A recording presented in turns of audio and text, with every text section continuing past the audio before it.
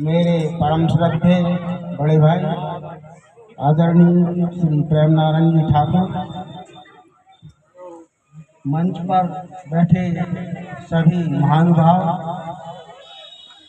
मेरे सामने जितने भी गणमान्य व्यक्ति बैठे हैं, माताएं बैठी हैं, बहनें बैठी हैं और मेरे साथ में मेरे साथी शिक्षक शिक्षिकाएं, बालक बालिकाएं,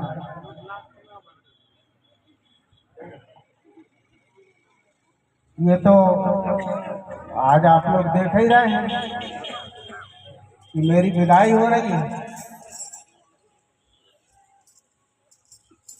लेकिन इतनी अच्छी विदाई दे गई, मुझे तो बड़ा आश्चर्य हुआ। और मुझे आज सुन करके ये तकलीफ हो रही है कि मैंने ऐसा कौन सा काम किया संसार में। मैंने तो साधारण शिक्षक की भांति रहा, साधारण से परिवार में मेरा जन्म हुआ, परिवार के प्रति जो सबका कर्तव्य होता है समान रूप से, वो कर्तव्य मैंने किया है। मुझे आज एहसास दिला दिए लोगों ने कि मैंने क्या क्या नहीं किया। मुझे कुछ भी नहीं ध्यान आता कि मैंने ऐसा कुछ किया है। सिर्फ और सिर्फ पिताजी के जाने के बाद में मेरी जो जिम्मेदारी थी उसका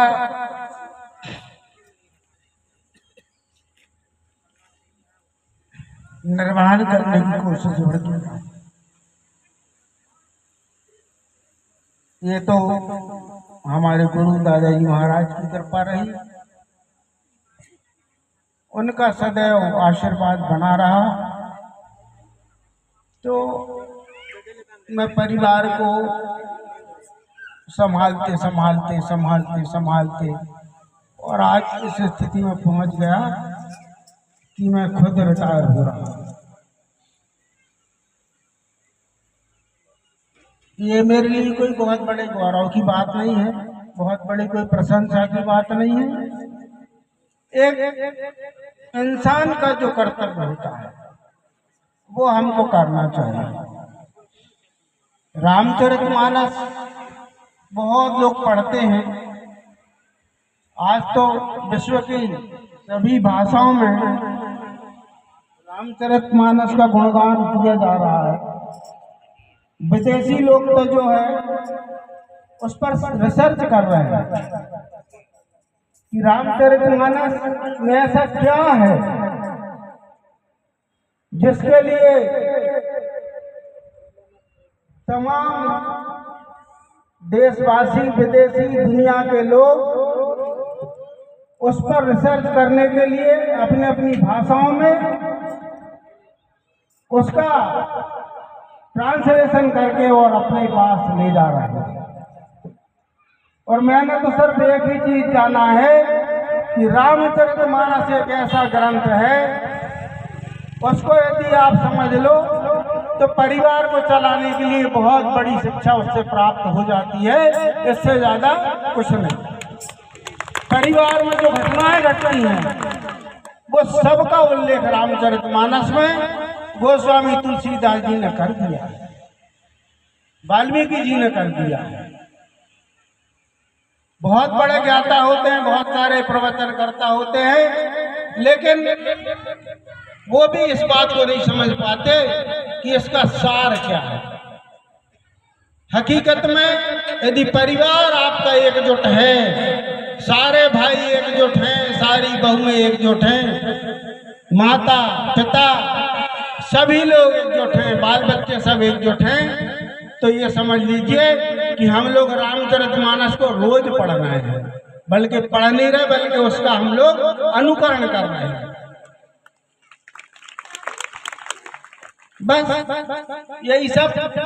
मैंने पढ़ा तो नहीं रामचरितमानस ज्यादा, कभी कभार बैठ जाते हैं रामायण में, लेकिन थोड़ा बहुत मुझे मेरे पिताजी ने जो दिया और मेरे गुरु महाराज का आदेश रहा, उसी को हम आगे बढ़ते रहे और आज आप सबको आशीर्वाद मिल रहा है। ये मेरे गौरव की बात है कि आप सभी लोग सामने बैठे सारे लोग मिलकर मेरे परिवार को जो आशीर्वाद प्रदान किया है, इसके लिए मैं आपका जन्म जन्मांतर तक आभारी रहूंगा। ये मेरे लिए सबसे बड़े गौरव की बात है। और आज हमारे शिक्षक साथियों ने, हमारे स्कूल के बच्चों ने मेरी विदाई के लिए जो तैयारी की है, मुझे आज समझ आया कि उनके दिल में मेरे प्रति कितना अथाह प्रेम होगा। मैं तो 31 तारीख को हमारे नवीन संकुल प्राचार्य श्री राजेंद्र डहरिया जी को प्रभार सूची, चाबी और अपनी कुर्सी, उन्हें कुर्सी में विराजमान करके और मैं अपने घर को रवाना हो गया था। इन लोगों ने आज का ये कार्यक्रम रखा।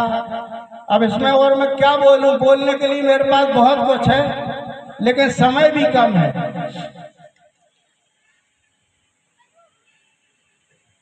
शासन के अंतर्गत हम लोग शासकीय सेवा करते हैं। शासकीय सेवा हम क्यों करते हैं?